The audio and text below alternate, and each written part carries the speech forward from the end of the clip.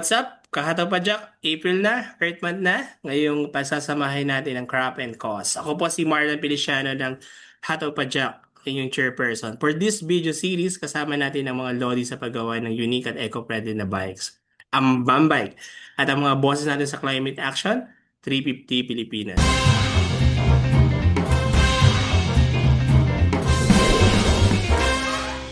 So, syempre, from 350 Pilipinas, we have first Ma'am Jenny Dabu, a sustainable transport campaigner for 350 Pilipinas, working on several projects including sustainable development of public transport and EV adoption on transport and last mile delivery.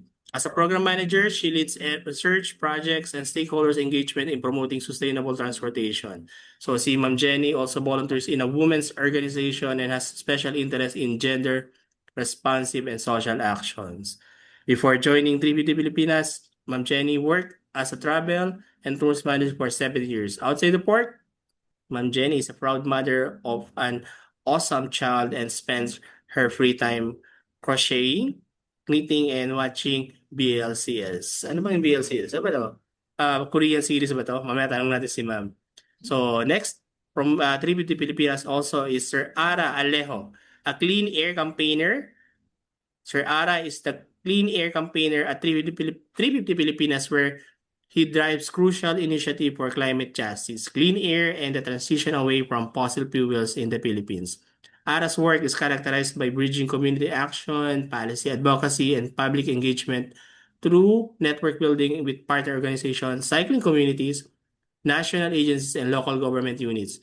He led the Clean Air campaign, notably driving the Ride for Their Lives. Interesting yung Ride for Their Lives. Breathing Billboard and Life in a Bubble. Campaigns leveraging government agencies to update the Philippine Clean Air Act to align with World Health Organization standards. And then, syempre, ang very unique from Bambike, we have naman si Sir Ruben Claro Reyes IV, Bambike Brand Ambassador and Sustainability Advocate. Ngayon na lang ako naka-encounter ulit ng mga mga gumagamit ng D40 first. Medyo ngayon, bihira na yan eh. Usually, iba ano na eh. Yung mga pangalan ng anak is dalawa na eh, di ba? Meron ng second name. Na anyway, una sa lahat ay welcome ng marami sa ating mga welcome at salamat na marami sa ating mga panelists. Alam ko, busy kayo sa pakikiligma para sa kalikasan, pero nandito kayo ngayon kasama ng Hataw Pajak. So samahan niyo kami sa isa na ng aming mga breakaway episodes. Simulan na natin ang kwentuhan, and I'm sure maraming matutunan ng ating mga viewers at cycling community sa ating mga pag-uusapan.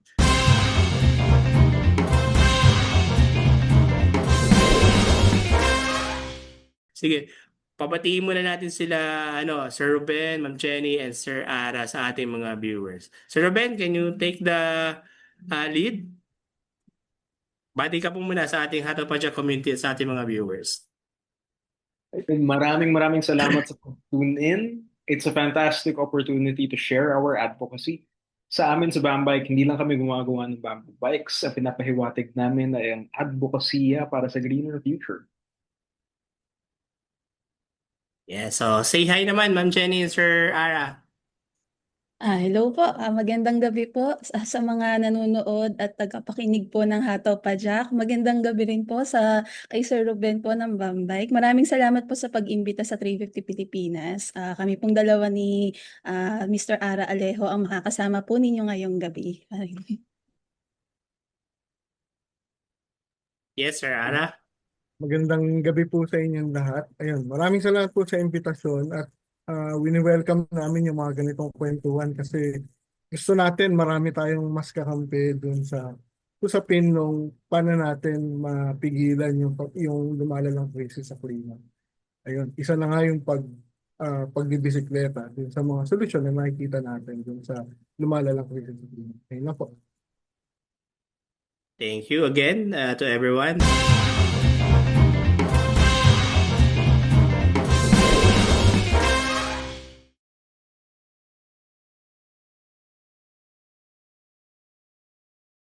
So, umpisaan na natin. Siyempre, magsimula tayo sa pinakapuso, no? Ng part ng Hataw Pajak. So, Saan natin kay Bambay. So, sir, bakit bamboo? Sa dami ng materials, bakit ito ang pinili nyo na maging pinaka-green heart ng inyong mga ginagawang bisikleta? Meron gusto kayo, may carbon fiber, etc. Sige sir, konti kwento lang. Magandang tanong yan, no? So, madaming mga tao, pag nakikita yung mga bisikleta natin, iniisip nila, uy, bago yan. Uy, ang galing, innovative. Pero sa totoo lang, yung ginagawa namin sa Bambike, it isn't anything new. What we do at Bambike borrows from the past.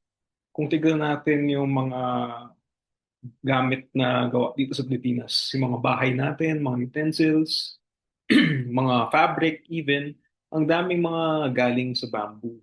In fact, pagka titingin ka dun sa mga pinakaunang materyales na nakita dito, for example, yung talagang tens of thousands of years old na mga stone tools na nakita nun sa Palawan. Ginagamit sila sa pag-work ng materials katulad ng kawayan. So we're not doing anything new. Kung sa ganun na katagal ginagamit yung kawayan, ibig sabihin matibay, ibig sabihin madami dito, pwede lang natin siyang i-reappropriate into something else na mas ma-appreciate ng madaming tao. So naisipan namin, bakit hindi gumawa ng kawayan na bisikleta? Very interesting. Mukhang kapos tayo sa isa o dalawang oras pagka pinagkwentuhan pa natin yung iba pang evolution ng Bambay. Pero sige, sir, i-reserve natin yung iba pang mga questions namin para sa iyo. So, for 350 Pilipinas, the two of you can answer naman. So, connecting to that, paano ba pumapasok ang, sa inyong pananaw, ang cycling sa broader mission ng 350 Pilipinas in terms of decarbonizing, kung ano bang tawag nyo, or for our future? Is it just a particular para sa inyo ba? Hobby lang ba to? Or is it a tool for survival? Kasi yung iba, syempre, alam naman natin, may mga challenging aspect yan politically, di ba? Mm. Government. Kailangan mo mag-lobby ng gusto. Ako, I attended minsan ng isang hearing sa Congress kasi isa kami sa mga usual invited resource speaker para sa mga bills sa Congress. So, minsan ang tingin nila sa biking is parang hobby lang yan. Parang ganun. So, sige po. Sino pong gustong sumagot? From 350 Pilipinas. Yes, ma'am. Okay na po. Ayun.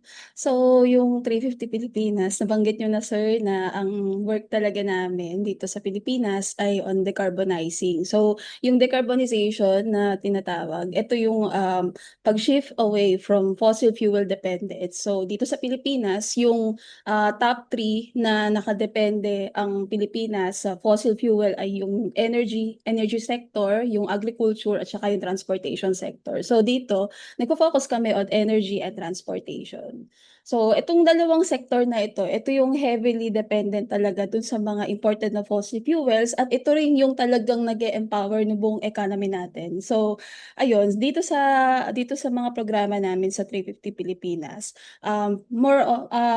pinopromote namin yung decarbonization and energy and transportation kasi very related siya doon sa mga pangkaraniwang mamamayan na gumagamit ng electricity, gumagamit ng energy sa pang-araw-araw at saka ng mode of transportation. So, very siya, yung pagbibisikleta, isa siya doon sa mga nakita natin na pinaka-progresibo na maaring makapag-shift ng dependence ng Pilipinas away from fossil fuel dahil unang-una, syempre non-motorized ito, hindi ito gumagamit ng manuming enerhiya, hindi ito gumagamit ng imported fossil fuel. At the same time, marami siyang ibang mga intersections na maaaring makinabang yung lipunan natin. Kasama na rin dito yung pag-shift ng mobility natin away from dun sa car-centrism. Tapos ito yung at the same time, yung pag-i-improve din ng mobility dapat kaakibat siya doon sa pag-i-improve ng buong public transportation na sector natin. So magwo-work talaga yung halimbawa yung pagpo-promote ng bisikleta bilang isang progressive at isang revolutionary tool away from fossil fuel kung at the same time ay na-empower natin yung energy sector natin away from fossil fuel, at the same time ay napapalakas natin yung public transportation natin. So in general, dahil nakikita ng 350 Pilipinas na magkakaugnay yung maraming mga bagay na to, magkakaugnay yung lahat ng mga bagay um, na bumubuo sa transportation and energy sector. At kabilang doon yung mobility. Yun po. Okay, very nice. To start with, Sir Ara, would you like to add anything? Okay, sige. So, for our next question, so para to sa both org, no, Bambike and then 350 Pilipinas. So, ang Bambike is uses indigenous materials, of course, Mhm. kawayan, I do believe. So, para sa inyong dalawa, paano ito tinataguyod na Filipino identity sa global stage? Can we claim it na ito ay unique? Itong mga ganitong klaseng produkto at paggamit ng materials could be it a Filipino identity sa global stage, both as a brand and as a climate resilient nation. So kumbaga, kung ipopromote ba natin to versus doon sa mga magagaang na mga carbon fiber na mga bisikleta at saka iba pang materials. What can you say about it? Sige. Una naman si Sir Ruben. Sige, sir. So, kailangan kong banggitin, yung pinakaunang Bambike na nagawa was around 2009, 2010. Pero across the world, hindi kami yung unang gumagawa ng bamboo bikes. Right now, isa kami sa mga pinakakilalang manufacturers. Pero hindi kami yung nagsimula nito. Siguro yung pinakamalaking distinction ng Bambike ay yung Filipino identity na katulad nga nung nabanggit ko kanina. Yung material culture ng Pilipinas, malalim ng pinaghuhugutan na talagang far, far back in history, ginagamit natin ng kawayan. Now, madami akong pwedeng sabihin sa kawayan bilang materyales, kung bakit siya nagko-compete with more traditional materials like carbon fiber or steel. But when it comes to Bambike, sa akin yung pinaka-importante dito is yung idea of the medium as the message. So sa pamamagitan ng paggamit ng kawayan, na ipapakita namin na, uy, meron ng more sustainable alternatives na pwede natin gamitin. Um, Hindi siya kasing damaging sa environment with tulad ng more traditional materials like carbon fiber or titanium in terms of manufacturing. And yes, ang liit ng Bambike compared to the grand scheme of things. Ang dami-daming mga ibang manufacturers ng bikes na gumagamit ng traditional materials that could be harmful for the environment, or rather, more harmful for the environment. And Bambike is just a small part of that economy. But, pansinin siya eh. Pag nakasakay ka sa Bambike, makikita ka yan. Magkakaroon ng conversations, matatanong, bakit kawayan bisikleta mo? Saan gawa yung bisikleta mo? And it's those conversations that create bigger ideas and inspire other people, other organizations, other companies to pursue more sustainable means of living. So, maliit kami sa grand scheme of things, pero malaki ang aming mensahe. Actually, I'll capture on that statement, for us, as we believe, no, sa Hataw Pajak, there's no small initiative kung lalo na maganda ang iyong layunin, di ba? And kung ito ay para sa kabuuan ng bansa natin, di ba? Actually, if you don't mind me telling, ako personally, I am from Malabon, and Malabon came from the kanyang name came from the word tambobong, which is also known as parang bamboo shoot. So, meron kaming isang lugar dito. Actually, we have a project, yung tinatawag namin P2P, bike sharing program. Meron kasi kami dito isang dike na walkable siya, end-to-end. We are lending bicycle para sa mga tao na gustong pumunta, hindi kaya maglakad ng malayong malayo kasi more or less mga 8 to 10 kilometers yung aming mega dike eh. Medyo kilala rin siya as tourism spot. So pinahihiram namin siya.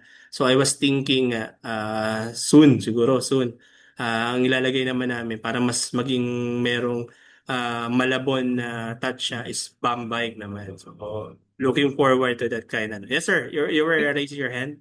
If I can interject, no, if you followed us on Facebook or Instagram, baka mapansin mong taga Malabon din ako. Baka Talaga? Saan dito? nagkasalubong mo tayo eh. So if you look at Facebook, you might recognize Dampalit there. Yeah. Yung Tagalag area, doon ako madalas mag-bike. Ang ganda ng cycling community sa Malabon, nakakatuwa. And on that matter of no, kawayan, sa Malabon din, yung napakatagal ng historical bamboo bands, bamboo marching bands. Yeah. As far back as 1904 yata. Yun, meron kaming na-publish na mini documentary sa Bambike yun. Yung nag-bike ako papunta dun sa museum natin. Tapos pinakita ko yung mga lumang instruments. Nagawa sa kawayan din ever since. Talagang very small world eh, no? Yung ating bukod sa similarities in terms of advocacies, pati lugar pala.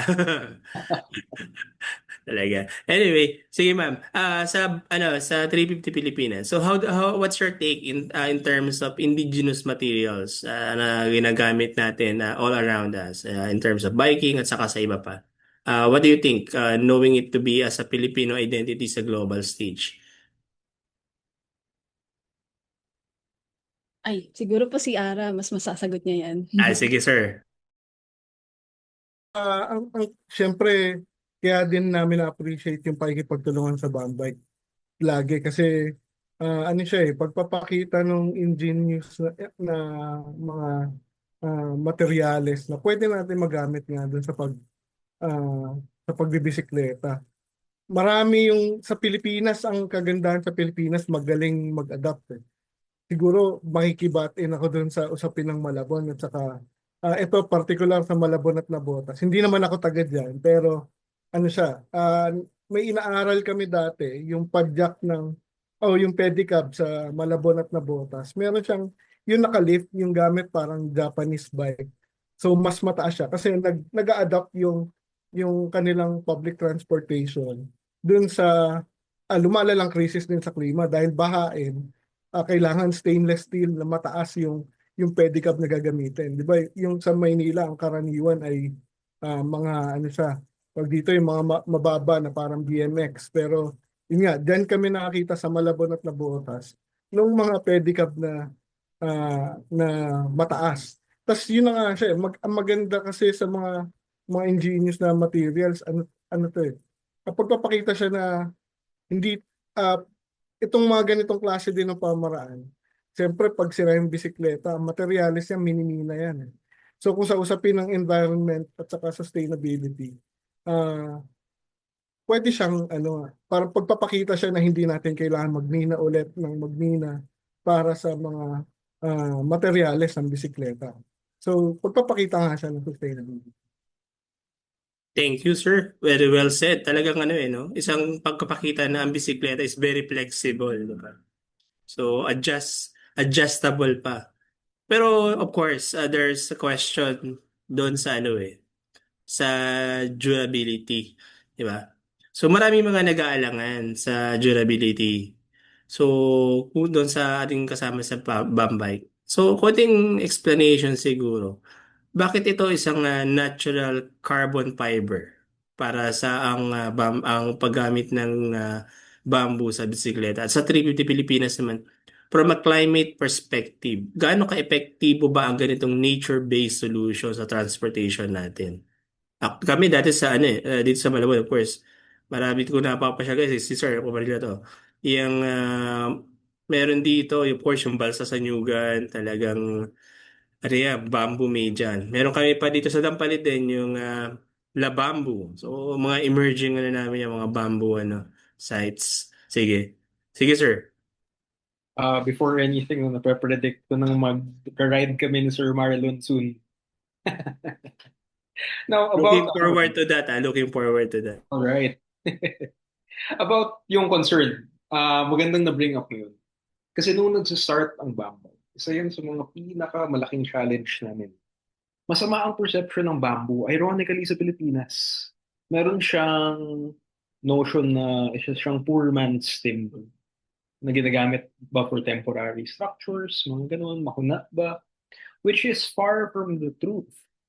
Uh, nang wag tayong masyadong lumalim sa engineering sciences. Sobrang tibay ng bamboo na yung tensile strength niya in terms of weight, mas matibay pa siya kaysa sa bakal, kaysa sa steel specifically. Now, nagagamit yung term to describe bambike as a natural carbon fiber because it is exactly that, a naturally grown carbon sequestering material with properties that is similar to carbon fiber. Pagka ginamit mo siya as a bike, kahit ba naka-road bike ka na rigid yung fork tapos manipis yung gulong, kakaiba yung properties ng kawayan na na-absorb niya yung mga road vibrations and bumps. Komportable siya eh. I mean, siguro sa interview na to, madaling sabihin na biased ako kasi taga ang bike ako. Pero sa totoo lang, pinaka-comfortable na nagamit kong touring bike, I've been biking ever since. Ever since I was a kid, talagang nakabisikleta na ako. Then, nung nasubukan ko mag-bike, doon ko talagang naramdaman na, uy, ibang klaseng comfort pag nakasakay ka sa bike. And matibay siya. Meron kami mga processes na ginagawa na inaalis yung starch dun sa bamboo para hindi na siya nabubulok, hindi na siya nagdi-decompose. So, it can last for as long as you take care of it. Yung mga bisikleta na nagawa namin as far back as 2010, hanggang ngayon gagamit pa rin. Thank you. Very well said. So for the 350 Pilipinas, from a climate perspective, gaano ka-effective ba ang ganitong nature-based solution sa transportation natin ngayon?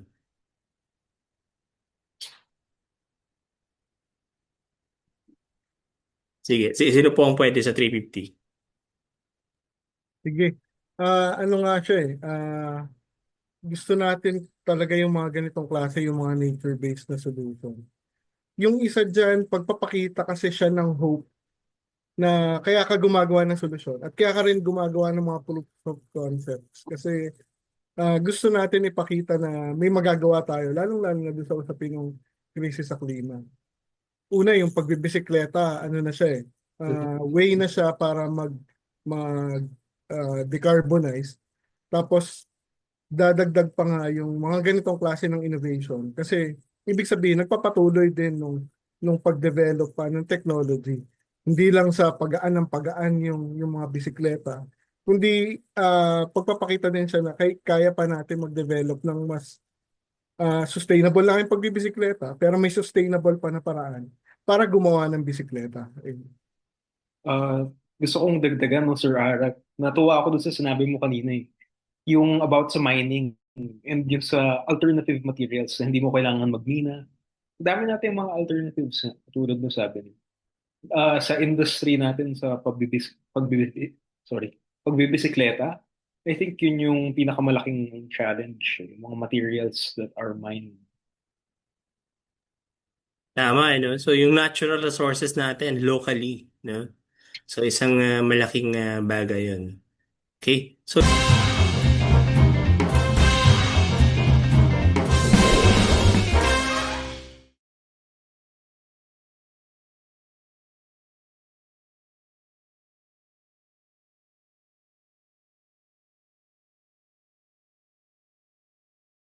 okay.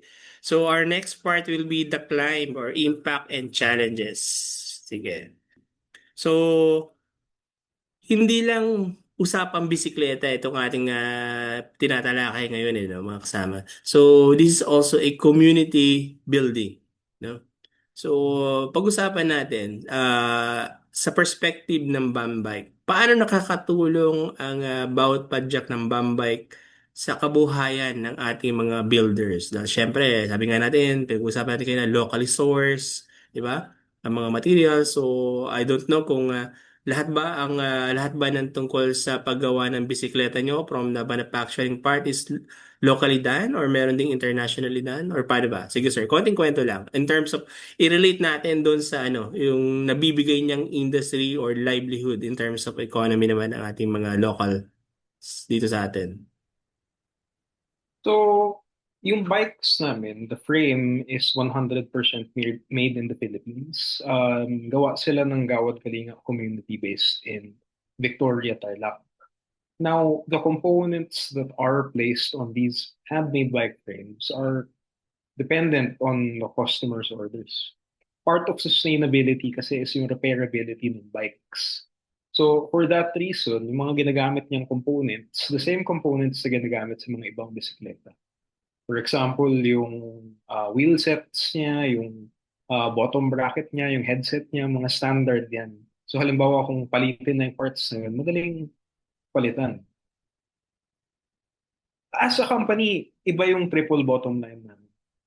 Yung pinaka foundations namin, reminding us of what we do, is the idea of people, planet, progress. People yung una. Kasi ito yung madalas nakakalimutan ng mga companies na nag-advocate for sustainability. When people talk about sustainability, it's always about the planet. It's always about what's good for the environment. But sometimes companies can neglect the people behind what makes these things sustainable. Dapat sustainable din ang livelihood. So as Pambike, we aim not just to create jobs, but to provide livelihood. And then yung progress, people, planet, progress, is yung kaya itong ipagpatuloy into something that snowballs into a bigger and bigger thing. So again, kanina yung nabanggit kong the medium being the message, ito yung message gusto namin mas malaki na naman ulit sa medium. Ano sir, no? Interesting lang, follow-up question ko lang. If you don't mind or if you have some sort of what do you call this? Information. How long does it take to make one bike or kahit yung frame lang niya, bamboo frame niya? So it depends on the model. Meron kaming mga models that can be finished within a day using a bolt-on construction. So meron kami ng Bambike Bolt series that uses recycled steel combined with engineered bamboo. Ito yung pinakamabilis gawin kasi yung engineered bamboo is manufactured using jigs, and then the recycled steel frame is manufactured in the same way that a traditional bike is. However, if you're looking at a full bamboo bike na meron pang abaka na lugs, this can take up to 2 weeks of manpower. So we look at them not just as bicycles, pero as artworks in their own right. Ang ganda yung term, artwork. Diba? Artwork talaga ang bisikleta. Making it a passion naman. So, for 350 Pilipinas, speaking of community, ano ba ang nakikita niyo mga roadblocks o hadlang na nakita niyo para maging safe at accessible ang cycling para sa ordinaryong manggagawa? Paano ito naging usapin ng climate justice? Okay. Dito po sa Pilipinas, yung ano natin, yung infrastructure natin, medyo malayo pa tayo doon sa masasabi nating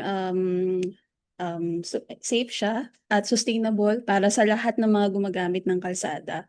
So nakikita natin na mahalaga na mai-push talaga yung parang yung infrastructure development pagdating doon sa sa pagdating doon sa pag-elevate ng cycling natin sa Pilipinas. At the same time, mahalaga din pag-usapan kung paano ma-improve din yung mga soft measures na tinatawag para ma-adapt talaga yung pagbibisikleta or sa 350 Pilipinas, yung bike commuting.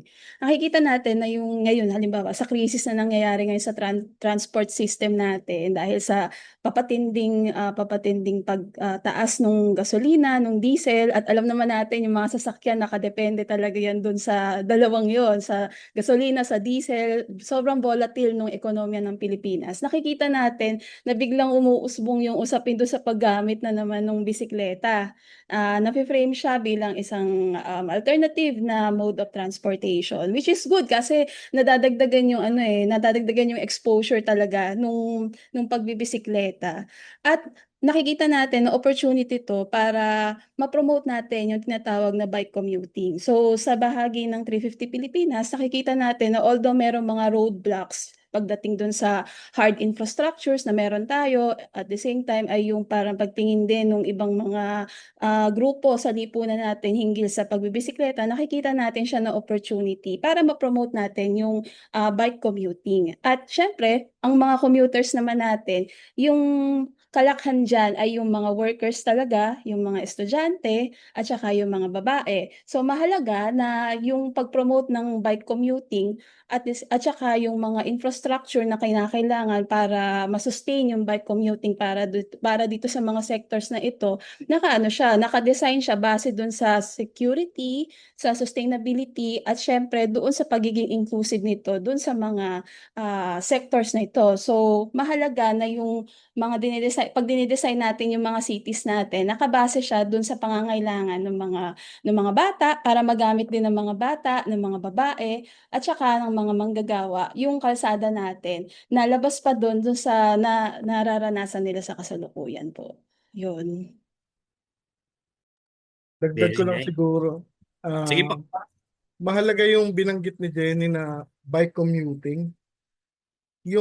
Kasi yung gusto nga natin i-promote din dito, ano siya hindi, yung pagbibisikleta, hindi siya nagsimula kaya ka nagbibisikleta dahil pang leisure siya, o pang pasyal, o pampalakas, pampahealthy. Pero nagsimula yung history ng pagbibisikleta dun sa paano siya ginagamit para makapunta sa point A to point B. Kaya mahalaga yung bike commuting kasi ibig sabihin ganito dapat pinitrain ng mga mababatas din yung yung kung paano niya dinidisenyo yung mga kalsada. Kasi pag nagko-commute, ibig sabihin pupunta ka talaga sa isang lugar na kailangan mong puntahan.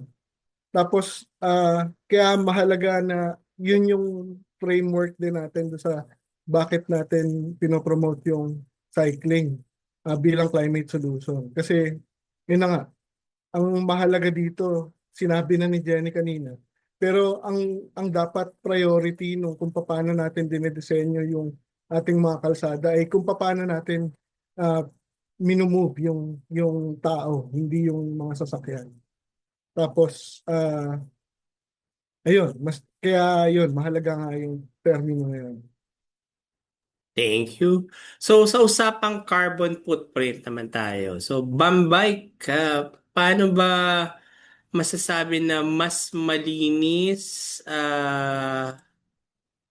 what do you call this? Mas malinis ang life cycle ng bamboo bike kumpara sa mga metal. Sa 350 Pilipinas naman, gaano kalaki ang dent ang magagawa natin sa carbon dioxide level na mas marami, kung mas marami ang mag-ship sa ganitong mode of transport. Sige, Bambay po muna. So, isa sa pinaka fantastic properties of bamboo is how it sequesters carbon from the environment. Yung sa bilis ng pagtubo ng kawayan, siguro isa yun sa mga fun facts na may encounter mo dati pagka mahilig ka sa trivia nung bata ka, no? Sobrang bilis ng tubo ng bamboo. Nakikita mo in a day na gumagapang siya inch by inch. And that reflects how much carbon it sequesters from the environment. Ngayon, okay pag madami kang mga plantations ng bamboo, nag-hold siya ng carbon, pero even if hinarvest mo na to, and then ginamit mo into materials like yung ginagawa namin sa kawayan, it still continues to sequester this carbon from the environment. Now, apart from doing that, kumukuha ka nito from the atmosphere, it doesn't release carbon in the same way as traditional materials, like for example, steel, or isa sa mga pinakamalala yung pollutants sa manufacturing ng titanium. uh, Pagkakawayan yung gamit mo or any other naturally grown material for that matter, wala ka the same impact na yun. In a small way, yung ginagawa din namin sa Bambay, kahit yung mga maliliit na offcuts ng kawayan, we turn them into useful materials, ginagawang mga things like chopsticks, or siguro yung pinakasikat namin, wala na ako dito ngayon, yung bamboo na bow tie, yung mga ginagawa namin mga accessories, things Tama like ba that. dinig ko? Bow tie? Bow tie. Bamboo? Talaga? Ko lang naman yun. Minsan saan ko ba makikita yan? Sample. Um, Meron ba niya sa social media, sa Google? yeah, madalas na po post to sa Instagram namin. So, Okay. Sige, I'll check it sinusuot out. ko siya pag may mga meetings or may mga events. Gandang fashion statement yan.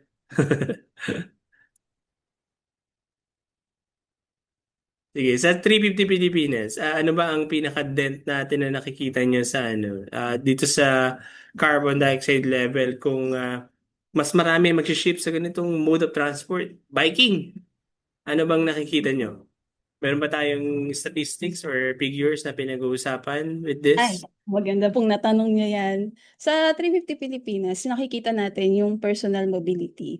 Ang pinaka nakikita talaga namin na goal dyan, ma-shift yung personal mobility away from dependence from fossil fuel, syempre yung car centrism din.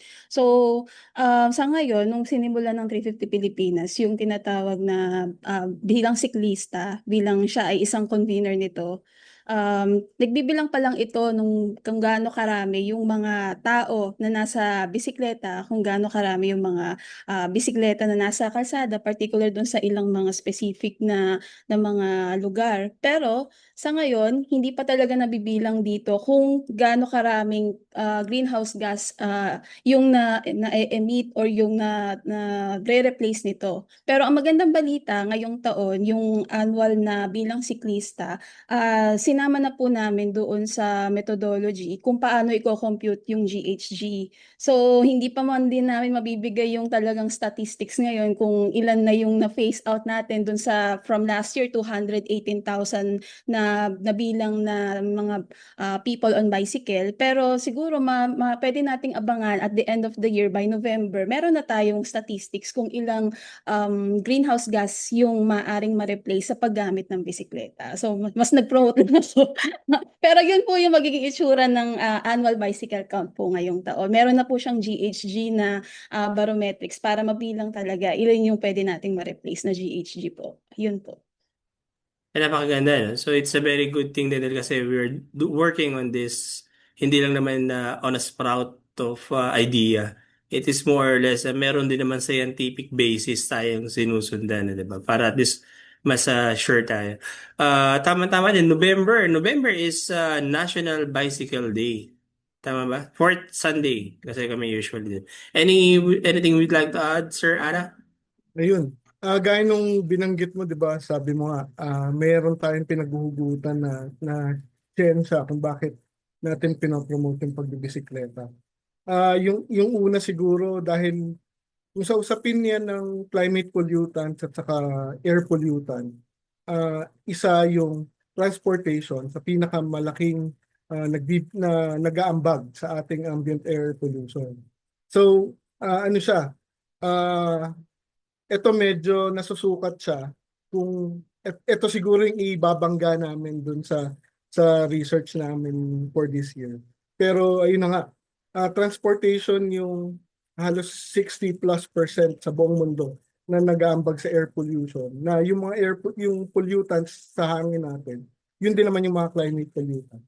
Tapos dagdag ko lang din, ano siya, tawag dito, ah yung yung usapin nga nung yung halimbawa kaya kami naging 350 Pilipinas, gaya din ng sinasabi ni Sir Ruben, ano yung 350 galing siya dun sa number na 350 parts per million. Ito yung scientific na consensus ng mga scientists na ito yung pinaka safest way para mag-thrive yung atmosphere natin. 350 parts per million na carbon concentration sa ating atmosphere.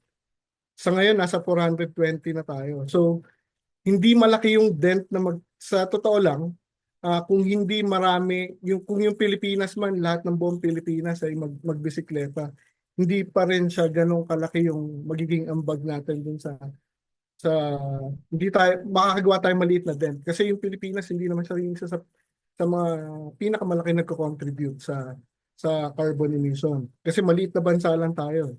Pero yun na nga, ah, ang gusto natin ipakita dito na pag gumagawa tayo ng solusyon, may pwedeng makita yung ibang tao, sa ibang bansa lalo, na mga proof of concept na may pwede tayong gawin. Ano siya lagi namin tinitingnan na yung hope dun sa ating lahat na ginagawa, ito yung pinopromote natin. Na meron tayong kayang gawin na sama-sama. Ayun lang. Thank you. So talagang very interesting ang discussion natin. Pero tingnan niyo naman, ano? Bukod sa it's summer, pero talagang napakainit na ng kalsada. So, sa palagay ba ninyo, how do green cycling corridors help both the riders, comfort and temperature sa ating community? Sige, Unahin natin siguro si Sir sa Bambike, Sir Ruben. Malaking tulong not just for me as an individual cyclist. For example, ako iisipin ko lang kung merong mas accessible na bike lanes, kung mas madaming puno, mas komportable ako eh. Beyond that, much beyond that, yung ginagawa ng ganung infrastructure is it makes cycling more accessible. Mas madaming taong sasakay sa bisikleta kung gawin ng mas madali. Uh, Informal survey, yung mga makakausap ko lang tuwing, kasi ako madalas ako natatanong ng pamilya ko, bakit ka palaging nagbabike? Ah, ako, tapos sila sasabihin nila, ako kaya hindi ako makapag-bike, nakakatakot, delikado. Hindi siya accessible eh. Sa totoo lang dito sa Pilipinas, kailangan mo ng lakas ng loob para maging siklista. And that is so unfortunate. When you're looking at other countries, like for example, the Netherlands, or huwag ka nang lumayo sa Taiwan, you get senior citizens na namamalengke on bikes. And it's a normal, safe thing to do. Kanina nabanggit ko kanina yung about sa accessibility and kung sino yung mga dapat ng bisikleta. Pero siguro gustado na tong statement na to. Every person on a bike is one less car on the road. Every person on a bike is one more open seat on the train or the bus. So infrastructure isn't just about comfort as a cyclist. Infrastructure is about getting more people on bikes. Thank you, sir. Sa party ng 350 Pilipinas, any take on this?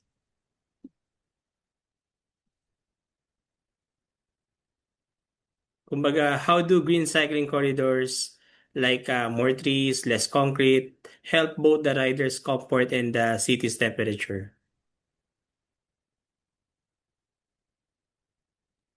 Ako na ba, Jenny? Sige. Ah, maganda na yung sinabi ni Sir Ruben eh. Ang dagdag ko particular doon sa usapin nung greening ng ating mga kalsada.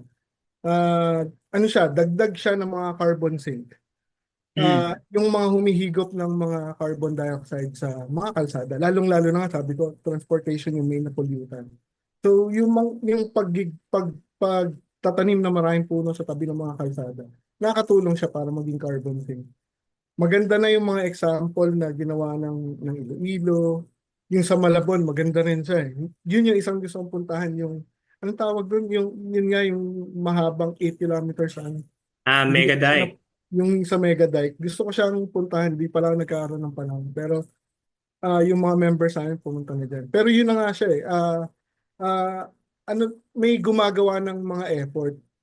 Tapos Quezon City nag-develop pa nung kanilang ang tawag dito, yung plant boxes na para may halaman.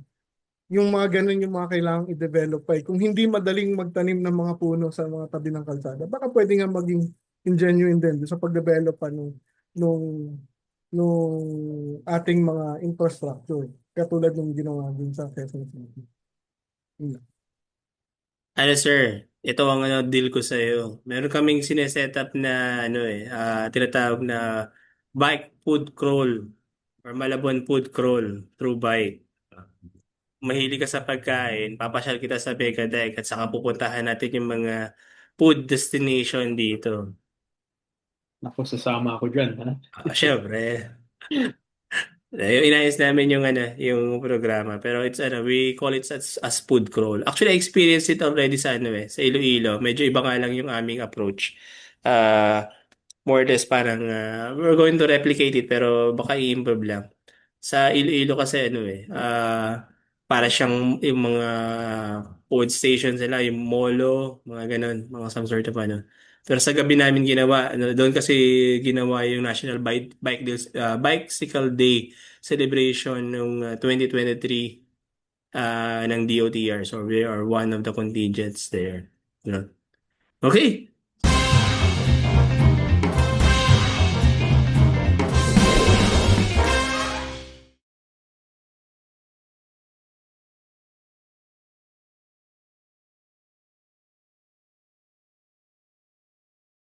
So, para sa ating mga performance rider, kumusta kaya ang ride feel ng Bamboo? Kaya-kaya ba ang long distance at gravel ride? So ano ba mga feedback, Sir Ruben, ng mga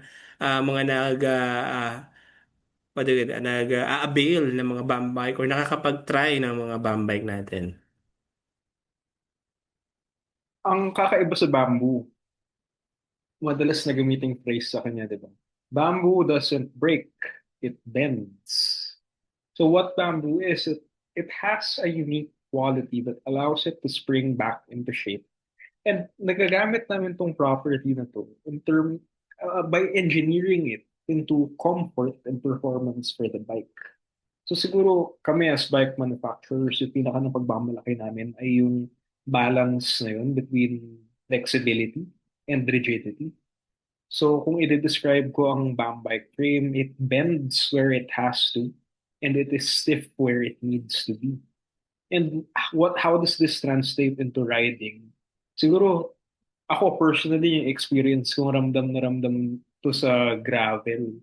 Pagka nag-gravel riding ka, kahit naka-rigid fork ka dahil medyo nag-flex yung bamboo, para siyang nasa-smoothen out.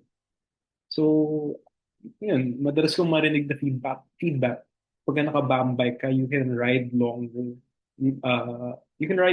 distances and you enjoy your rides more. Kasi nga mas komportable. Well, bamboo is since from the beginning talagang isa symbol of what do you call this? Sustainability, durability, dahil 'di ba kahit nga may bagyo, mangyayari lang siya, magsusway lang siya, di ba? Mag-sway lang siya na mag-sway. So it's not easy to bend, kumbaga. So talagang Symbol ng resilience. Yan. Yes. yes, yun. The word is resilience. Sige. Sige, sir. So, 350 Pilipinas, ano naman tayo? So, ang ating next question. So, how can a cycling club or organization like Hataw Pajak work with your group to be able to influence yung mga policy maker like LGU? Ano ba kailangan pa rin maging mainstream ang cycling beyond the bike lanes? Kasi laging nagkakaroon ng struggle. Totoo lang, kami very struggle. Dami na namin lobby, mga congressman, ganyan. Minsan minsan maiinis ka na lang din no? Yung, well, I don't know your frustration, but kami, kasi nga, sometimes pagka election fever, pagka ganyan na pandemic, yan ang high ng ngayon mahal ang gasolina. Uy, balik bisikleta. Improve natin. So, minsan nagagamit sa politics. So, may mga ibang mga politician nga sinasabi, let us pass the Philippine Bicycle Act. Na ganyan, mga iba pa mga cycling Pero bottom line, after na mag-subside, bumaba ang gasolina, nawala yung pandemic. Again, balik na naman sa normal course. Doon na naman sa mga may carbon footprint na epekto. So the question again is how can a cycling group like Hataw Pajak, not necessarily us lang, para natin sa lahat ng mga nanonood sa atin, work with groups like 350 Pilipinas to implement LGU policies or national policies? Ano ba kailangan para maging mas mainstream ang cycling beyond the bike lanes? Sige po. Sige po. Ngayong taon yung mobility campaign po namin, nakafocus siya, kagaya nung nabanggit na namin kanina ni Ara, sa bike commuting through pag-develop ng mga proof of concept at saka yung pag-build talaga ng narrative na kung para saan yung bike commuting at bakit bike commuting. So yung mga communities po na magiging involved dito, syempre kabilang dito yung local governments at saka national governments. Sa local governments, yung mga local governments natin nakafocus yan doon sa mga intercity transportation na tinatawag nila or sa term nila ay yung community transportation. So, lahat ng mga efforts ng mga local governments natin, kung mapapansin niyo yung traffic, yung transport ng mga offices na tinatawag nila, nakafocus yan doon sa regulation, doon sa mga local, doon sa paggabay, doon sa mga franchising at saka mga local transportation doon sa loob ng mga cities. Pero merong mga ilang cities na rin sa Pilipinas, kagaya ng mga members natin sa Mobility Awards na nagpa-pioneer talaga ng mga active mobility na mga programa. At ito yung mga nagiging kaibigan din ng 350 Pilipinas, nakakatrabaho ng 350 Pilipinas, sinusuportahan natin yung kanilang mga active mobility ng mga programa at mga projects. So, tuloy-tuloy lang din yung involvement namin sa kanila at ngayon, binabalak natin na elevate natin yung bike commuting bilang isang mode of transportation sa loob ng mga community. So, halimbawa po sa mga bike groups natin, kagaya po ninyo sa Hato Pajak, alam ko po marami po sa inyo ay mga sa araw-araw yung mga manggagawa talaga. Kayo ay bumabiyahe papunta doon sa mga opisina ninyo, doon sa mga lugar po kung saan kayo nagtatrabaho. Siguro po magandang opportunity to para maipakita natin na yung pagbibisikleta, magagamit natin siya kagaya, maaari nating ipakita doon sa mga kapwa natin na mga manggagawa na yung pagbibisikleta, pwede natin siya magamit bilang pang-commute. Ganun. So, magandang opportunity po siguro ngayong taon, magkaroon tayo ng mga collaborative na mga projects, makasali po tayo doon sa mga activities po ng isa't isa, tapos ma-promote natin yung bike commuting. At the same time, maaari natin ipakita to doon sa mga kaibigan natin sa loob ng mga local governments para ma-elevate din yung appreciation nila regarding doon sa active mobility bilang isang community transportation po. Just to share, no, very good thought yung, very good suggestion sinabi ni Ma'am Jenny from 350 Pilipinas. But just to add more on the policy thing. We sa Hataw Pajak, we also lobbying, we drafted a local policy. Local policy pa lang sinusubukan namin in terms of sa mga communities or mga cities na medyo meron kaming stronghold ng mga members. So we drafted an ordinance, city ordinance, hoping na pumasa or tanggapin ng mga local authorities. We're putting there na lahat ng mga magbabike to work, merong scheme doon na kapag ka nakakomplete sila ng certain miles in a month, they will be having entitlement. Halimbawa, extra leave, parang ganun, rest day, wellness day, parang ganun. Yun yung component. Kasi we would like to encourage more people, more bike to work na na mga tao talaga. Kasi para at least from the local side muna, unti-unti makita nila yung wonder ng pagbibisikleta. So those are one of our minsan siguro I could share to you yung drafted namin measure. Baka pwede nating ma-share pa sa iba pa mga community natin. So sige. May Yes dagdag po. lang din ako yung hindi na tayo zero dun sa sa mga tawag dyan, sabi nga ni Jenny, meron ng mga cities na nagpa-pioneer ng coordination with cycling groups. Kasi halimbawa ako gusto kong parang magkudo sa Quezon City dun sa mga program nila. Bukod sa gumawa sila talaga ng opisina for green transport, meron silang regular na stakeholders meeting, yung tawag nila kapihan. Tapos nandun yung mga stakeholders, monthly, nagkikita-kita, pinag-uusapan yung mga policies ng Quezon City, local policies, local infrastructures, mga projects ng Quezon City. Ito yung mga magandang gayahin ng ibang mga cities. Kasi siya ito pag-advance na to nung labas dun sa infrastructure sa ginagawa ng mga city, meron kang relasyon mismo dun sa tao. Kasi ito yung magandang i-grab din ng mga bike groups, lalo na kung localize yung mga bike groups. Merong mga bike groups na halimbawa katulad ng Happy Pedal Project, matindi yung kanilang relationship din sa Marikina local government. Kasi isa sila dun sa tumulong na i-develop yung car-free Sunday nung Marikina. Tapos yung sa Mandaluyong ngayon, tinutulungan din namin yung Active Transport Office nung Mandaluyong. Meron na siyang mga sinisimulan din. So, ito yung gusto natin i-grab ng mga local cyclists, lalo na nga kung localize yung mga grupo. Kasi hindi, madalas ang pakiramdam ng isang siklista, api siya Diba? Kasi tayo yung pinakakawawa sa kalsada, tayo yung pinaka-vulnerable sa kalsada. Kaya ang pinaka-immediate na response natin pagka mga infrastructure, mga policy, nagagalit tayo. Inaaway natin yung mga government agencies. Pero meron ng paraan para tulungan sila na mas maintindihan pa yung karanasan ng mga siklista, lalong-lalo na sa pang-araw-araw. So yun, maganda siya na ano yan, na ipakita na gusto natin nagtutulungan, pwede tayong makatulong, hindi tayo kaaway ng ano, nung doon sa advokasya. Parehas tayo ng gustong mangyari. Pero yung mga proyekto nyo, gusto namin na manggaling din siya doon sa kung paano namin na-experience araw-araw. Ayun. Yeah, the term there na ginagamit is ano hindi po pwedeng yung top to bottom approach. Kailangan bottom to top approach. O kaya naman meet halfway. Wala namang masama din. Kasi yung mga kadalasan yung mga street smart, yun ang merong mga magagandang ideas na pinupukol for innovation di ba?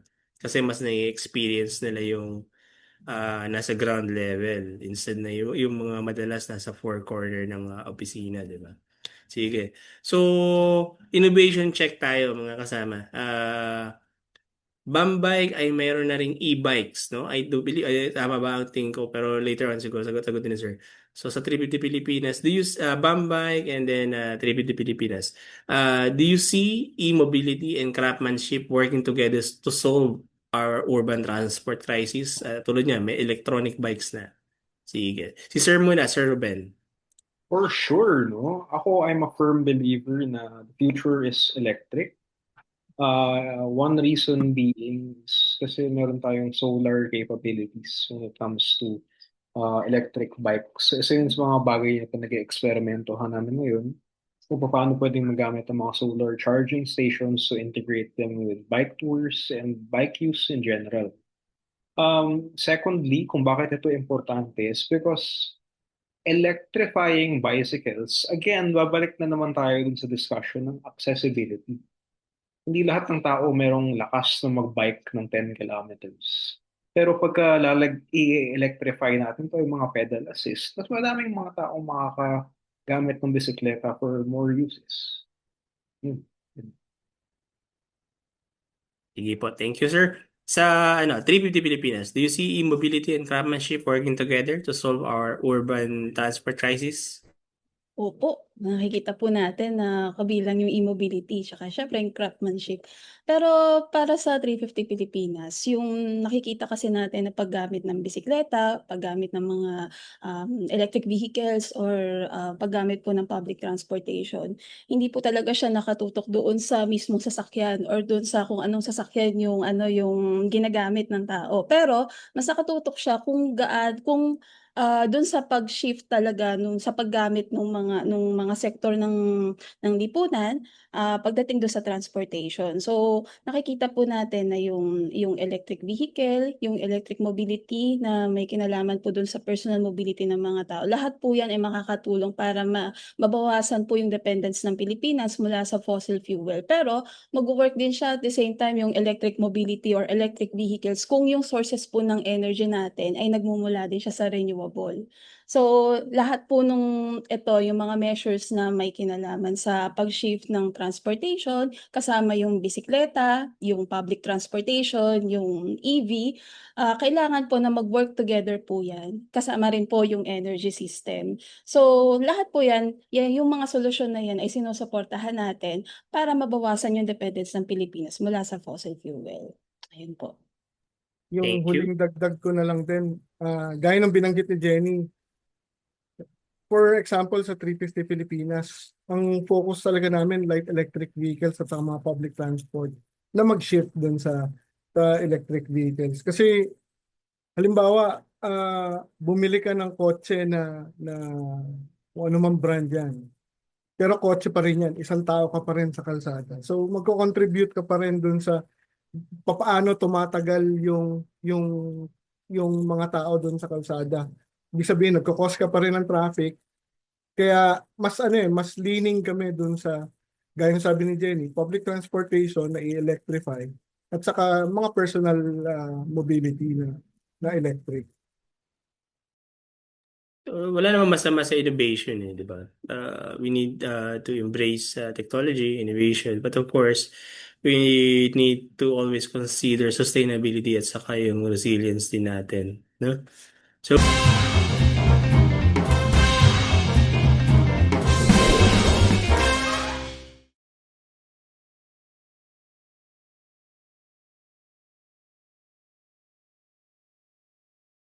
rapid fire tayo. Konting chill questions lang. So, mabilis ang sagot. Sige, ano tayo? Wait.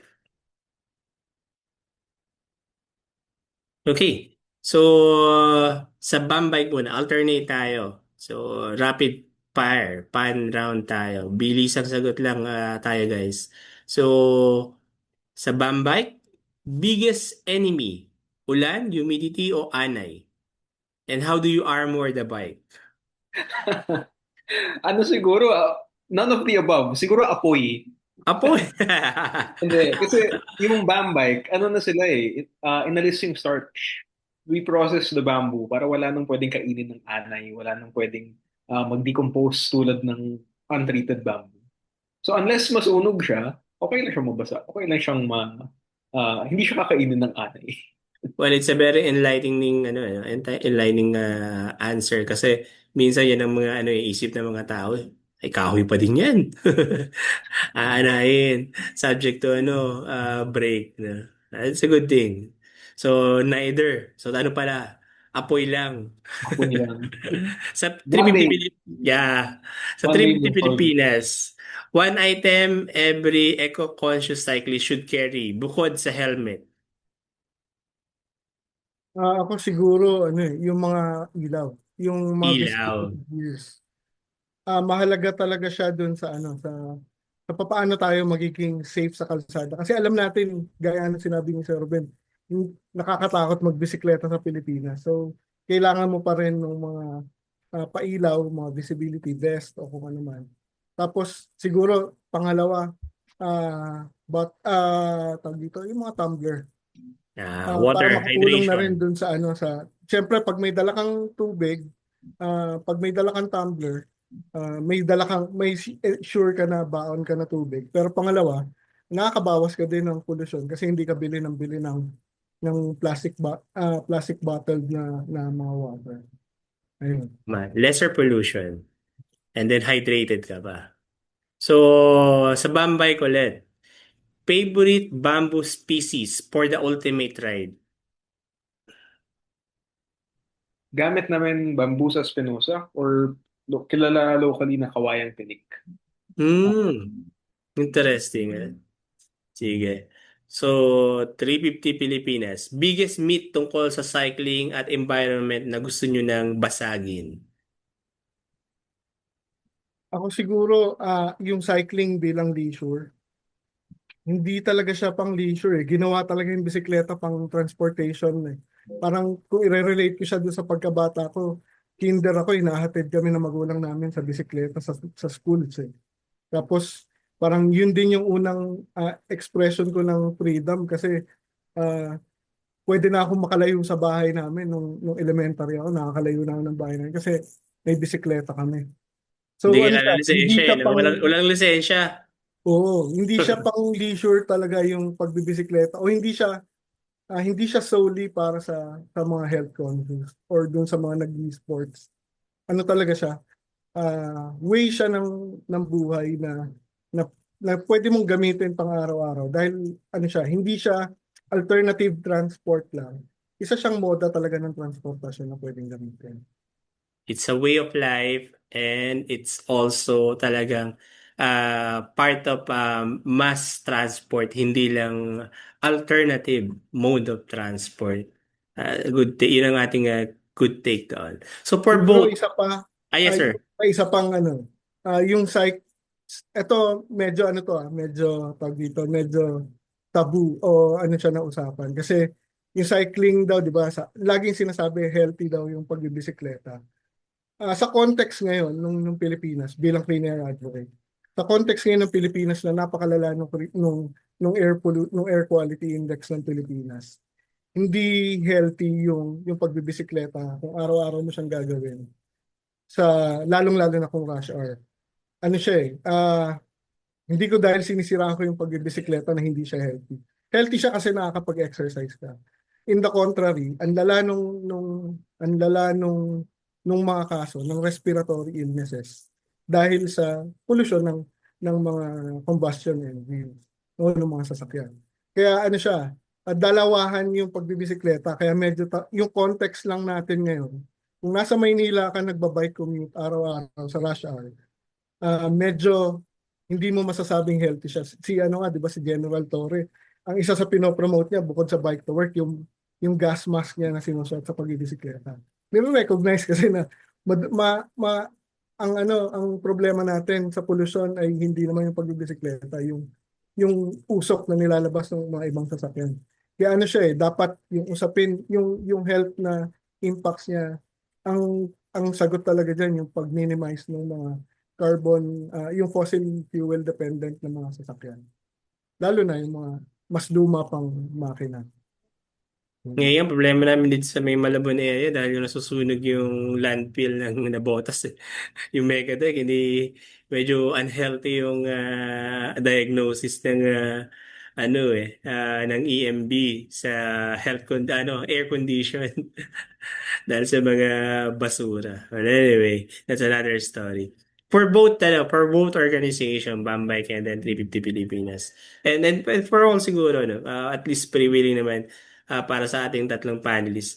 If you could greenify one major highway sa Pilipinas, anong kalsada yan? And then bakit? Sige ka. Si ladies first na tayo. Kay Ma'am Jenny tayo. Sige, Ma'am. Naku po, pwede po bang isagot ko dito yung lugar ko kung saan ako nakatira? Sorry, medyo bias. Pero syempre, unahin ko na po yung EDSA kasi malapit na malapit po ako doon. So, at saka kung bakit EDSA, dahil ito rin na nagdudugtong talaga dun sa National Capital Region, sa NCR, kung mula dun sa north hanggang south. So malaking ano siya, malaking bagay na kung magkakaroon ng matatransform natin yung EDSA into a more sustainable na lugar or ng kalsada, magsisignify po ito ng napakalaking improvement po sa public infrastructure po natin sa Pilipinas. So yun po. Sir Ruben? Greenify. Gagayahin ko yung answer ni Ma'am Jenny, no? Yung din sa pinanggalingan ko. I'm sure makaka-relate ka dito, Sir Mardon. Pero sa Malabon, yung mga residential areas, it's these smaller streets na I think napabayaan in terms of this. Wala nang sidewalks eh. Pinuputol pa yung mga puno. So, yes, important yung mga major highways like EDSA, pero maganda din kung ma-improve natin yung not just bikeability, pero kahit yung simpleng walkability na itong mga community areas natin. Maayos man lang sana sa mga neighborhoods, yung mga sidewalks. Sana magkapuno din. Kanina yung discussion natin about green corridors. Mahirap siguro siyang ma-imagine pag hindi ka nagbibisikleta or hindi ka masyadong naglalakad-lakad outside pagka talagang tirik na yung araw. Pero to put things into context para dun sa mga viewers na hindi na-picture yun, no? Mga green spaces, for example, sa mga bamboo plantation, yung nilalamig ng area na yun is up to 8 degrees cooler compared to areas na wala kang tanim. So just imagine that. Yung 8 degrees cooler na yun, kung 30, uh, sabihin natin kung 33 degrees sa labas, 25 degrees, para ka nang naka-aircon. Totoo yan. Ako, pagka kami, bumabagtas kami pagka may biyahe kami going south, yan pa Cavite, Laguna, Muntinlupa yan, mga Pasay. So, from Malabon, we go through Nabotas, R10, no? Kung pansinin niyo yung paglagpas ng CCP complex, meron doon yung talagang shade ng mga puno. Dahil kung kinukuha niyo sa mga kasama ko, tingnan niyo, pagka pumasok tayo dito sa pinaka-tunnel of trees nito, ang lamig. Pero yung pinanggalingan natin from CCP, ang init. Yung sa may, kung familiar kayo, doon sa may, ang init siya. Pero pag pumasok ka doon sa may tunnel ng puno, iba ang air condition. Like, sana lahat ng mga main road may ganyang umbrella shade ng puno. Totoo yung sinasabi ni Sir. Sige. Sir Ara, ano naman ang iyong dream greenified highway? Na sabi na ni Jenny, yung EDSA talaga siya yung relatively nagko-connect nga sa city from north to south saka mga daanan ng east to west ng mga daanan. Pero siguro kung may idadagdag ako, Ortigas, isa siya din sa mga pinakamatraffic, grabe. Taga-Pasig kasi ako eh. So, yun yung isa sa pinaka, ano talaga, parang ang lala ng traffic.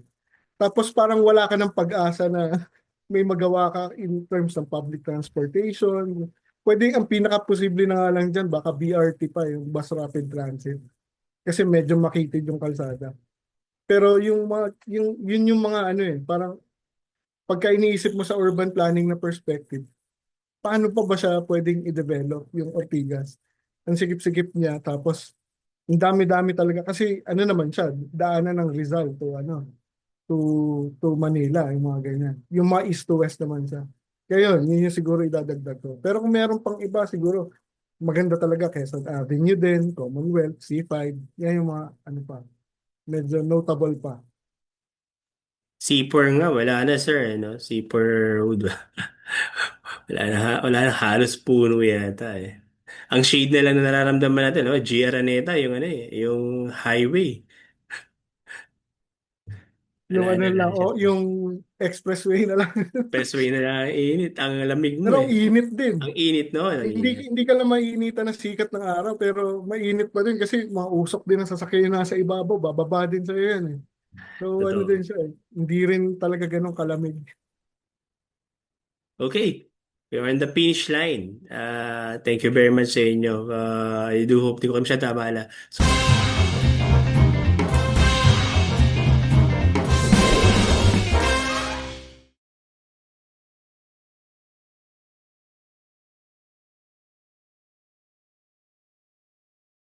So last set of our question, the finish line. Call to action tayo mga kasama. So Earth Month Advocacy. So anong message nyo sa ating mga local entrepreneurs para sa Bambay of course at sa mga kabataan para sa 350 Pilipinas tungkol sa pag-aalaga sa ating mundo, sa ating kalikasan habang nagnenegosyo or nagbibisikleta. Anong bang pinaka-payo nyo? Sige, sir, sa Bambike muna tayo, Sir Ruben. Alright. Ang sustainability, holistic dapat to. Hindi lang tungkol sa planeta, hindi lang tungkol sa pag-aalaga ng environment.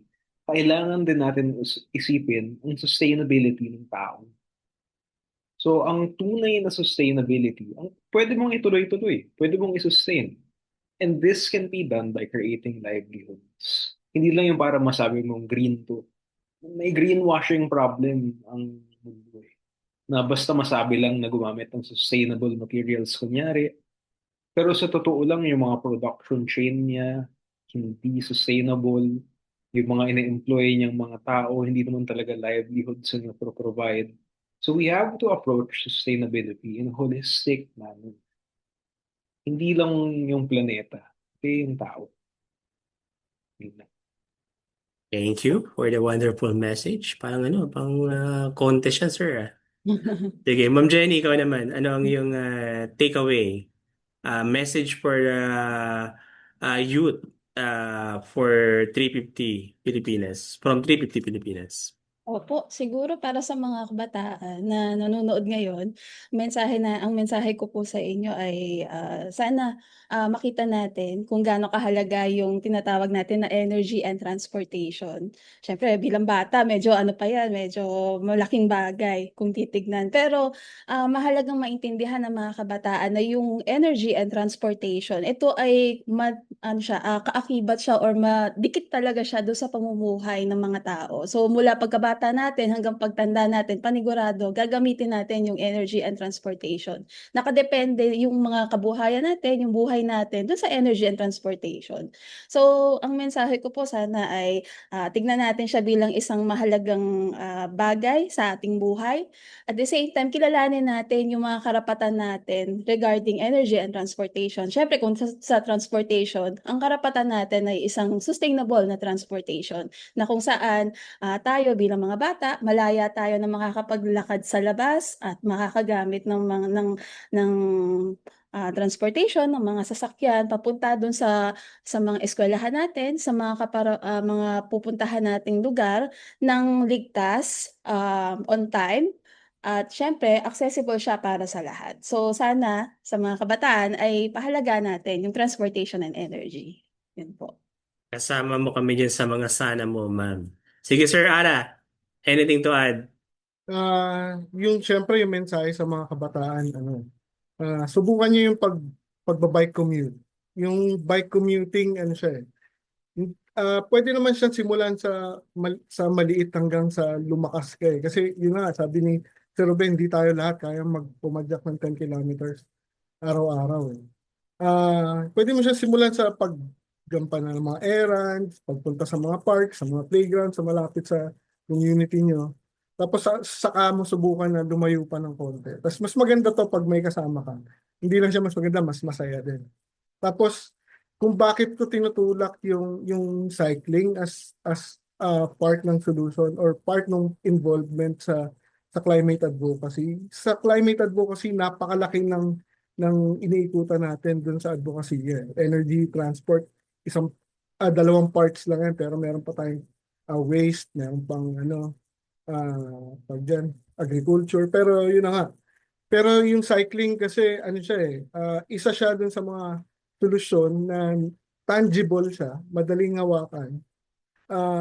Pag ginawa mo yung pagbibisikleta, may immediate ka na nakukuha kasi nakakatipid ka ng pamasahe, wala kang pollution na pinoproduce. Ano din, may nakakatulong siya sa environment. Tapos, syempre, pag nakapag-exercise ka, mas lumalakas talaga yung pangangatawan mo.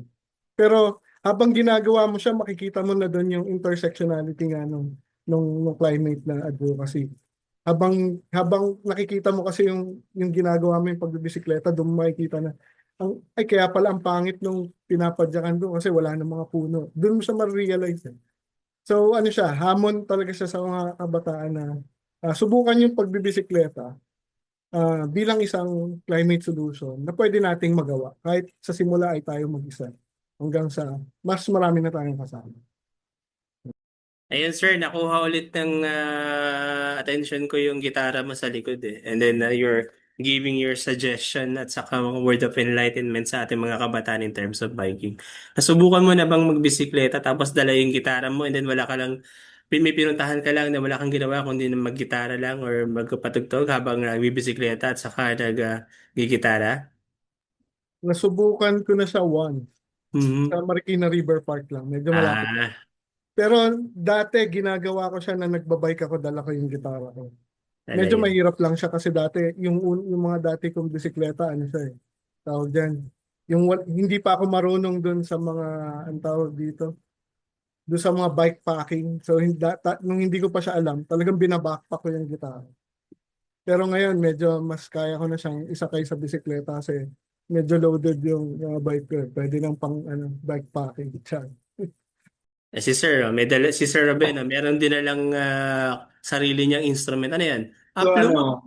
kung nafa-follow nyo kami sa Instagram, paminsan-minsan nagpo-post ako ng mga reels pagka nagbo-bike travel ako. May mga iba-iba din ako mga kawayan na instrument. Dinadala ko lang dun sa bike. Actually, mga flute, mga harp.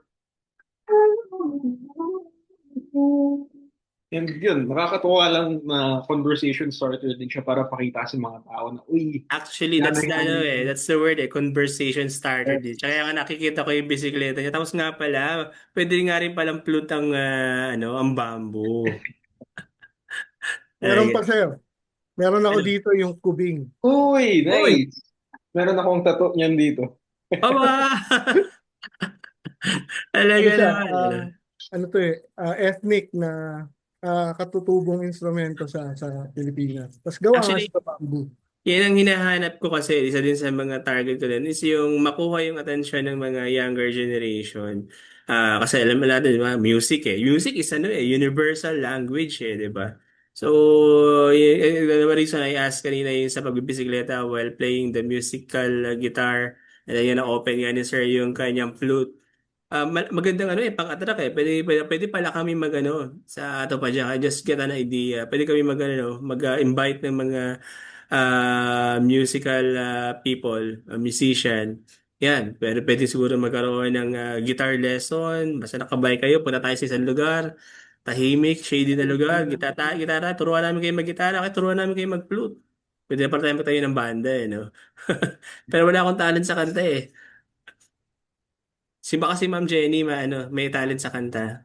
Ay, wala akong nahatak na bamboo dito, pero meron ng kartulina. Pero wala rin po akong talent sa pagkanta. Pero hindi, that's the thing conversation starter kasi sometimes we have strangers around and then yun pala meron ka palang commonality sa kanila, no? Diba? May common factor pala kayo. Hindi lang nabe-break yung silence, no? Baka yung music will be an avenue. So it's a very good thing talaga with Bambay and then 350 Pilipinas. So last two questions. So since magiging tayo, medyo magiging symbolic tayo. So since 25 years na ang hataw pa dyan, considering the 25 years, envisioning the 25 years, ano ba ang nakikita nyo 25 years from now? Ano ba ang nakikita nyo green mobility sa Pilipinas? Sige, sa 350 Pilipinas muna tayo. Sige po. Kung ako po ang tatanungin, ang nakikita ko sa Pilipinas, yung pagsuporta din ng 350 Pilipinas na ma-achieve talaga ng Pilipinas, yung pag-shift away from fossil fuel dependence at yung pagbaba din ng greenhouse gas emissions. So kung ako po yung tatanungin, syempre tinitignan ko na ma-achieve din ng bansa yung kanyang nationally determined contributions goals. So yung pagpapababa ng mga internal combustion engines na bumabiyahe sa kalsada natin, pag-i-improve ng public infrastructure natin, at syempre yung pagdadagdag ng mga klase or mga moda ng transportasyon na makikinabang talaga yung mga pinaka-vulnerable at saka marginalized sa community natin. Yun po ang nakikita ko within 25 years po. Sige, Sir Ara? Siguro sa akin, ah, mas mas wish siya na mas dumami pa nga yung nagbabike commute, particular dun sa bike commute. Kasi kung kaya mo naman magbike ng leisure na araw-araw linggo-linggo ka nagtataktak, edi sa trabaho mo, hindi ka na masyadong pagod yan kung papasok ka ng 5 kilometro at 10 kilometro. So yun yung hamon talaga dun sa mga Tapos, mas maraming infrastructure para sa mga bike commuters. Sinisimulan na ng DOTR dun sa mga bike shed, end of trip facilities na ginagawa ng DOTR. Pero hinahamon din namin yung iba pang mga establishmento, corporate man yan, mga pagawaan na mag-develop ng mga skema din na pwedeng maging mas friendly dun sa mga manggagawa nilang gustong piliin yung pagbabike to work. Ayun, para lang, kasi yun naman yung usapin dyan pagka bumiyahe ka, pawisan ka na So, paano ka magre-refresh ah, bago ka magsimula magtrabaho. So, yun siguro yung tingin ko kaya siyang gawin in 25 years. Kailangan lang natin, syempre ng mga champions pa, na i-promote pa yung kanilang mga ginagawa para dumami pa nga yung gumagaya. Thank you. Thank you very much. Very, very well said. So for Bambike, Sir Ruben, ano ba ang vision nyo in terms of green mobility para sa ating bansa? Na-cover na ng 360, 350 Pilipinas, yung malaking portion din ng gusto kong sagot. Pero siguro yung overarching theme sa akin ay accessibility talaga. Dapat accessible ang bike commuting. Dapat hindi siya nakakatakot. Dapat kahit sino pwedeng magbike, kahit sino ligtas na magbabike. In 25 years, I hope na pwede ka nang magbisikleta sa tabi ng busy highway na hindi ka matatakot para sa buhay. Safety talaga no? Pero kailangan talaga tanggapin yung na ito ang biking is a way of life. Hindi lang nga siya for leisure. Sige, for our closing part, so for Bambay, so para sa ating mga interested na mga viewers at saka sa mga biking enthusiast na katulad ko at saka interested din, paano ba makakapag-test ride ng BAM bike? Saan? At saka paano ba ang accessibility nito? And then for 350 Pilipinas, any activities that we would like to promote for this month of April, especially it's Earth Month? Sige, Sir Ruben, ikaw muna. Pwede nyo kami i-follow sa website namin, bambike.com. You can also follow us on Facebook and Instagram. Ang aming pages ay Bambike at Bambike Eco Tools. Kung interesado ka in getting a Bambike of your own, just message us and we can get started on your build. Kung gusto mo munang subukan, pwede kang sumama sa tour or sa bike rental na ino-offer namin sa Intramuros. So drop us a message. Nakakatuwa kasama ang aking mga coworkers and I promise mag-enjoy kayo. Thank you very much. Sige, 350 Pilipinas. Any ganap for April at saka sa mga succeeding months natin? Opo. Particular ngayong Earth Month, wala pong Earth Month activity talaga ang 350 Pilipinas. Pero para naman sa 350 ay araw-araw ay Earth Month. So yung activities namin para sa mobility campaign, ngayong taon, nakadivide po siya into two. Una po yung tinatawag namin na bike commuting, yung nabanggit na namin kanina. And then yung pangalawa ay yung pag-intensify ng adoption ng bisikleta at saka ng light electric vehicle. So mas magpo-focus na po ako dito sa bike commuting. Meron kaming dalawang major na projects for bike commuting ngayong taon. Ang una po ay tinatawag po namin na bike bus movement. So nagsimula po ito dito sa idea po na meron po kaming mga karamihan po ng mga nagtatrabaho sa 350 Pilipinas ay nagba-bike bus. So yan po sinaara mula po sila sa portion po ng East. Nagsimula po sila na mag-bike bus noong nakaraang taon. So lahat po sila nagsama-sama, umuwi sila ng magkakasama, pumupunta ng opisina ng magkakasama. So nakita namin opportunity para i-develop po yung bike bus. At the same time ay ipakilala siya doon sa mga sectors po ng lipunan natin bilang isang mode of transportation na sa pamamagitan ng bike commuting. So ang mga target po natin ngayon ay magkaroon po tayo ng workers bike bus, school bike bus, tsaka women bike bus. So ngayong taon yun po yung 3 bike bus na activities namin. And then yung pangalawa naman po namin na bike commuting na project ay tinatawag namin na bayanihan sa daan. Yung bayanihan sa daan, ito po yung pagpapakita na yung bike sharing o yung pagpapagamit o yung pag-share po ng bisikleta doon sa mga gumagamit po natin ng kalsada ay doable po siya. So magpapahiram po ang 350 Pilipinas ng mga bisikleta sa ilang mga particular po na mga segments para po mag-produce ng mga proof of concept na maaaring ipakita na adaptable at doable yung bike commuting sa panahon po ng transport crisis po natin. So sa mga susunod na panahon, sana po maimbitahan namin kayo na halimbawa dito sa bike bus namin na workers na community ride, sana maka-join po kayo dyan. At saka masuportahan po ninyo yung ibang mga projects po ng 350 Pilipinas regarding po sa mobility. Yun po. Maraming salamat po. Thank you very much. Very well said. Very interesting bike bus for women at saka sa mga bike to work. Sir Ara, would you like to add more?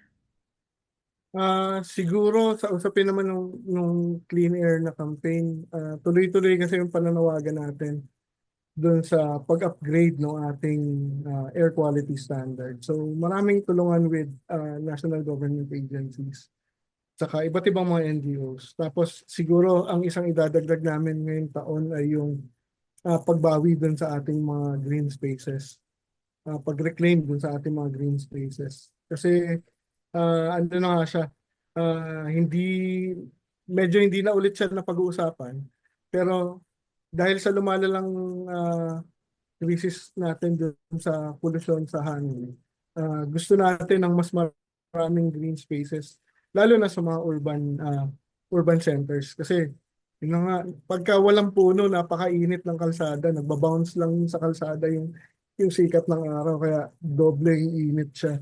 Kaya yun, gusto natin na yung kanina pinag-usapan na natin sa green corridor. Pero yun na nga, gusto natin na mas marami pang mga green spaces. Konti na lang yung natitira, lalong-lalo na sa Metro Manila ng mga green spaces. So gusto natin siyang madagdagan pa para na din sa ating kalusugan saka para sa ating environment. Ayun lang. Alright, thank you very much sa ating mga panelists. Kay Ma'am Jenny, kay Sir Ara ng Tribute to Pilipinas, and of course kay Sir Ruben ng Bambike. Ako personally, marami akong natutunan. Very enlightening information. Talagang pagka meron kang common factor, common denominator sa mga tao sa paligid mo, you'll be growing more, di ba? Mga ideas. So makakakuha pa tayo ng mga much more better solution dito sa very challenging environment natin. So diyan na po nagtatapos ang ating Earth Month special edition ng ating breakaway. So ride safe always mga kasama, ride green, at lagi natandaan bawat padyak may saysay para sa ating planeta. And then I'm your host Marlon Feliciano. We'd like again thank you very much sa Tribute to Pilipinas, sa Bambike. We do hope looking forward and more collaboration sa mga susunod na araw. Hindi lang online, pang offline din tayo. Thank you very much. So